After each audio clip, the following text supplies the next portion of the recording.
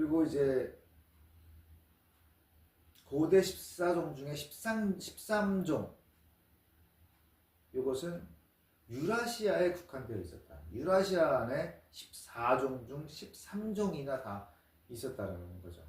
유라시아가 아닌 지역에서는 고대 14종 중에 없었다는 거예요. 하나밖에. 그게 나머지 하나가 뭐겠어요? 라마와 알파카겠죠. 그러니까 유라시아에서는 가축화된 종의 조상이든지 아니든지 일단 대형 야생 육서 포유류의 종류가 많았다. 그러니까 가축화 시도해 볼 수 있는 그 동물 종이 많았다라는 거죠.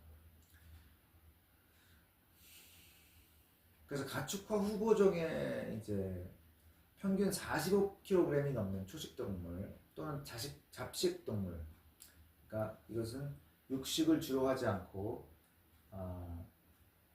육식을 하긴 하지만 초식을 주로 하는 그런 동물들, 요것에 이제 요런 육서포유류가 모두 포함되어 있다고 한다면 가축화 후보종 중에 유라시아의 72종이었다. 그러니까 유라시아에 평균 45kg가 넘고 초식을 주로 하는 잡식성 육서포유류가 72종이었다. 왜? 유라시아가 세계에서 가장 넓은 땅덩어리이기 때문에 동물종이 많았다라는 거죠. 생태학적으로도 다양했다. 이제 열대 우림도 많고 온대림, 사막, 소택지, 늪지대죠. 그리고 툰드라는 이제 추운 침엽수 이런 거 자라는데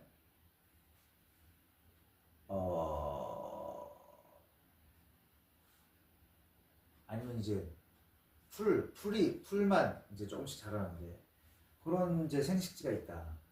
그리고 이 사하라 이남 아프리카에서는 그보다 적은 51종의 후보종이 있다.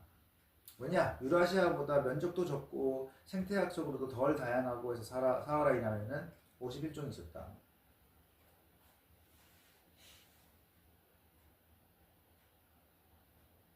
남아메리카에는 원래 아프리카와 맞먹을 정도의 후보종들이 있었는데 대형 야생 포유류가 13,000년 전쯤에 대부분 멸종됐다. 이 얘기는 했죠. 인간이 들어가서 살기 시작하면서 다 멸종을 시켰다는 거예요.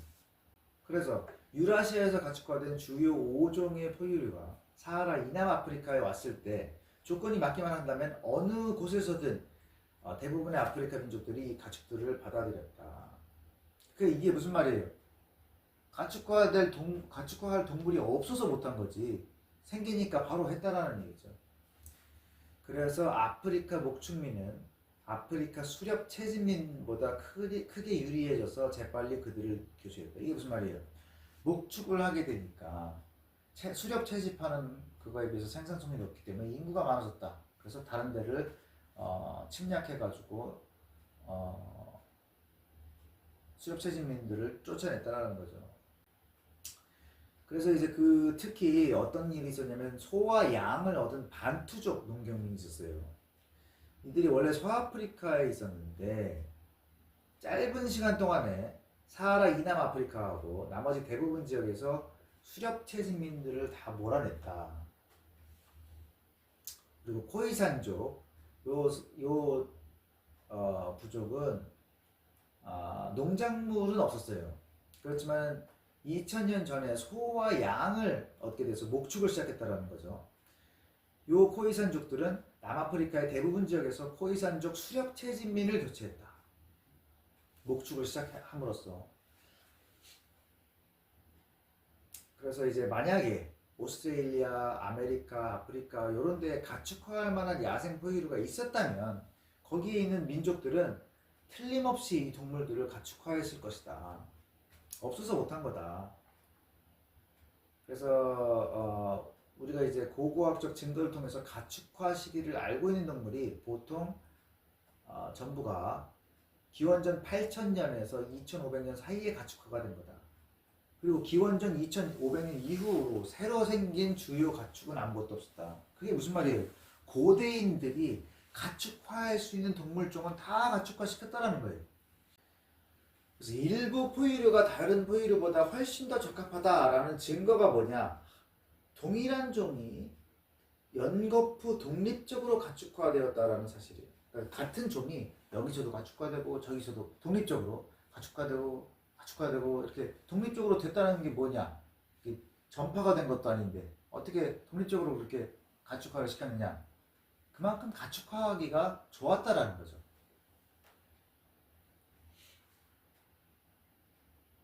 자, 인도의 혹등소하고 혹이 없는 유럽소가 수십만 년 전에 하나의 야생종으로부터 분기된 이종의 소에서 두 종의 소에서 나왔다라는 것이 유전적으로 밝혀졌다는 거죠.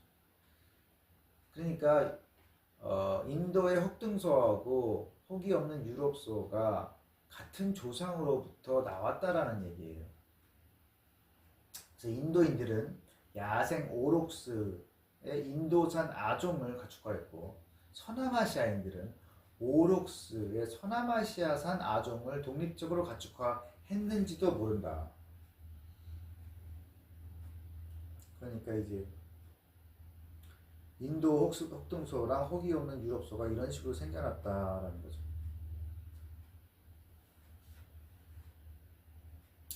자, 그래서 이제 19세기하고 20세기에 들어와서 6종의 대형 포유류를 가축화하기 위해서 그 6종이 뭐예요? 일런드 연양, 엘크, 말코 손바닥 사슴, 사향소, 얼룩말, 아메리카 들소 이것을 가축화하려고 현대 과학으로 무장한 동물 품종 개량자와 유전학자들이 총동원돼서 사업을 펼쳤는데 이러한 노력들이 별로 결실이 없었다라는 거죠. 그러니까 고대인들이 가축화할 수 있는 종은 다 가축화시켰다라는 거예요. 새로 할 만한 게 없다라는 거죠. 그게 무슨 말이에요? 가축화가 안 되는 동물은 끝끝내 가축화를 할 수 없는 동물이다 이거죠. 가축화가 왜 실패하느냐? 첫 번째 이유로는 식성이 있다. 어떤 동물이 식물이나 다른 동물을 먹을 때 그 먹이가 가진 생물 자원이 소비자의 생물 자원으로 환원되는 효율이 100%에 훨씬 못 미친다.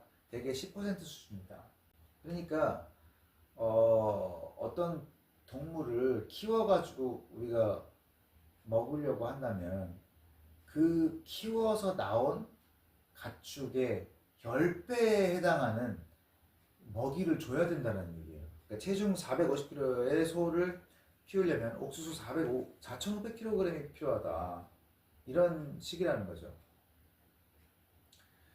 그리고 만약에 육식동물을 키운다고 한다면 체중 450kg의 육식동물을 키우려면 옥수수 45,000kg을 먹고 자란 초식동물 4,500kg을 먹여야 한다. 그러니까 아까 그 효율이 대부분 이제 거의 대략적으로 한 10%라고 그랬죠. 그러니까 450kg의 육식동물을 키우려면 그 육식동물이 4,500kg의 초식동물을 먹어야 되는데 그 4,500kg의 초식동물은 45,000 kg의 옥수수를 먹고 자라야 된다는 거죠. 그래서 이런 비효율성 때문에 육식성 포유류는 가축화되지 않는다. 그렇죠? 어떻게 그 옥수수를 45,000톤을 먹여서 키웁니까? 그렇죠? 그리고 또 하나의 요소는 성장 속도다. 가축은 빨리 성장해야만 사육할 가치가 있다. 너무 오래 걸리면 먹이 주는데 더 많은 것을 투자해야 되죠. 근데 이제 그런 것 중에 고릴라나 코끼리가 이제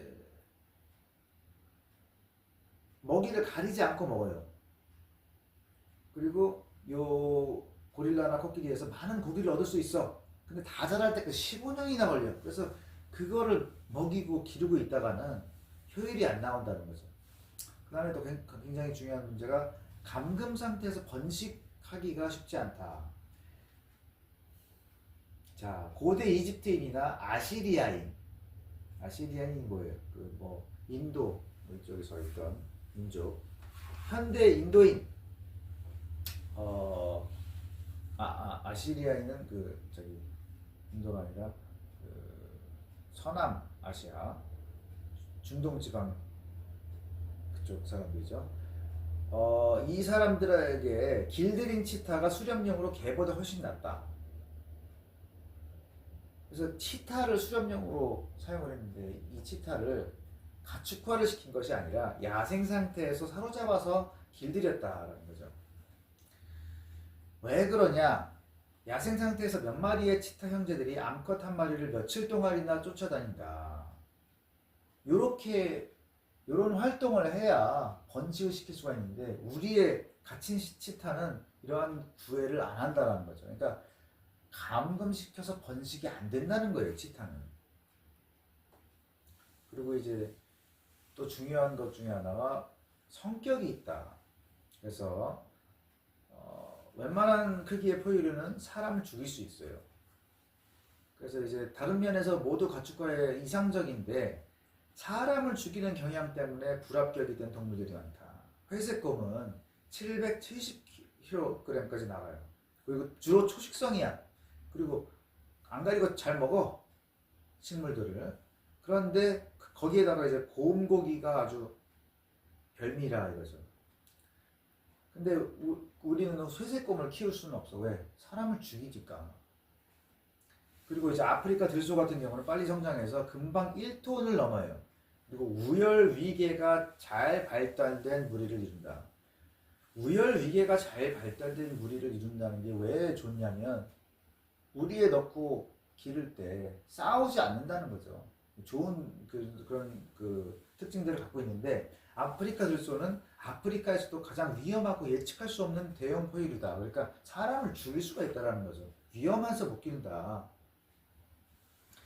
그리고 이제 얼룩말 4종을 아프리카에서는 이제 가축화하려고 했는데 수레를 끌게 하는 데까지는 이제 성공을 했다 이거죠. 근데 얼룩말은 나이가 들면서 걷잡을 수 없을 정도로 위험해진다. 그래서 거기다가 밧줄을 던져서 잡기가 불가능하다. 그래서 얼룩말에 안장을 얹고 타거나 뭐 그런 것은 불가능하다. 또 이제 겁먹는 그런 특징을 가지면 안 된다는 거죠. 신경이 예민한 종들은 감금 상태로 관리하기가 어렵다. 가둬놓으면 겁을 먹고 탈출하려고 울타리를 마구 들이받다가 머리가 깨져 죽는다. 뭐 그렇게 성격이 중요하다는 거예요. 감금을 시켰을 때 얌전히 있어야 되는데 막 갖다 들이받고 그래서 죽고 그런 동물들이 대부분이라는 거죠. 가젤이 그러한 경우다. 그리고 이제 가축화된 대형 포유류의 야생 조상들이 사회적인 특성을 가진 동물들이었다. 이게 무슨 말이냐면 무리를 이루어 살고 무리의 구성원들 사이에 우열 위계가 잘 발달되어 있다. 그리고 이제 배타적인 세력권이 아니라 각각의 무리가 배타적인 세력권이 아니라 중복되는 행복권을 갖는다. 그래서 이제 야생마 무리는 수말 1마리와 암말 5마리 그리고 그 새끼들로 구성되어 있다. 근데 암말이 예를 들어서 5마리가 있을 때 그 5마리 사이에서 위계관계가 딱 있다라는 거죠. 그렇기 때문에 이제 같이 두어도 싸우지 않는다는 거예요. 각자가 자기의 지위를 잘 알고 있기 때문에 이러한 구조는 사회적인 구조는 가축화하기에 아주 알맞다. 그래서 인간이 이 위계 질서를 고스란히 물려받을 수 있다. 그게 무슨 말이냐면 인간이 지도자가 되면은 이 인간이 지도자로 인식이 되면 인간을 따른다는 얘기죠. 가축화된 말무리는 가장 높은 암컷을 따라가듯이 인간 지도자를 따라간다. 그리고 이제 양, 염소, 소 이런 동물들도 그렇고 개의 조상은 이리 이런 이제 동물 무리에도 이런 유사한 우열 위계가 있다. 이러한 동물들은 목축에 적합하다. 서로 잘 싸우지 않기 때문에 한꺼번에 많이 모아둘 수가 있다.